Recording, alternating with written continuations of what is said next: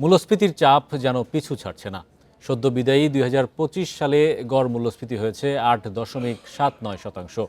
তবে এর সঙ্গে তাল মিলিয়ে বাড়ছে না মজুরি, ফলে নিম্ন ও মধ্যবিত্ত পরিবারগুলোর প্রকৃত আয় কমে যাচ্ছে। বিশ্লেষকদের মতে মূল্যস্ফীতির লাগাম টানতে না পারলে সাধারণ মানুষের জীবনযাত্রার মান আরও কমবে।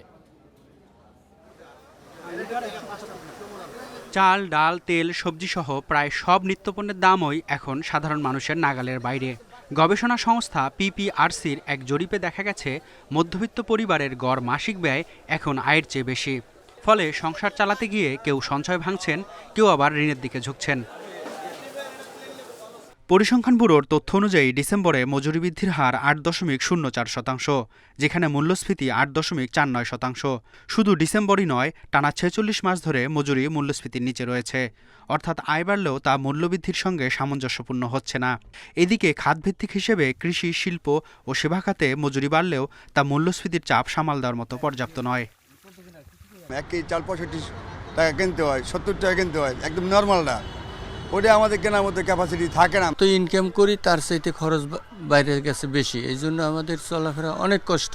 এখন বর্তমানে জীবনধারণ খুবই কষ্টকর, কারণ আয় তো বাড়ছে না, কিন্তু দ্রব্যমূল্যের দাম তো বাড়ছে। স্বল্প আয়ের যারা আছে, যেরকম চাল, ডাল, সবকিছুই তো দাম বাড়তি। মানুষ আসলে যা প্রয়োজন তার থেকে এদিকে কমে গেছে। আয় ব্যয়ের বৈষম্য কমাতে মূল্যস্ফীতির সঙ্গে মজুরির হার সমন্বয়ের পাশাপাশি বিনিয়োগ বাড়ানোর পরামর্শ অর্থনীতিবিদদের। মূল্যস্ফীতির কষাঘাত এবং ব্যয়ের সাথে তাল না মিলানো, আয়ে যেভাবে হচ্ছে এবং ব্যয়ের মধ্যে যে ব্যবধান, সেই ব্যবধানের কারণে মানুষ কিন্তু প্রকৃতপক্ষে আমি বলবো দেশের প্রতি, সরকারের প্রতি এবং প্রকৃতপক্ষে নিজের প্রতিও আস্থাহীনতা। বিশেষজ্ঞদের মতে মূল্যস্ফীতি নিয়ন্ত্রণে শুধু মুদ্রানীতি নয়, বাজার তদারকি ও সরবরাহ ব্যবস্থার উন্নয়ন জরুরি। পাশাপাশি স্বল্প আয়ের মানুষের জন্য সামাজিক সুরক্ষার আওতা বাড়ানোর তাগিদ তাদের। মেহেদী হাসান, ইন্ডিপেন্ডেন্ট নিউজ, ঢাকা।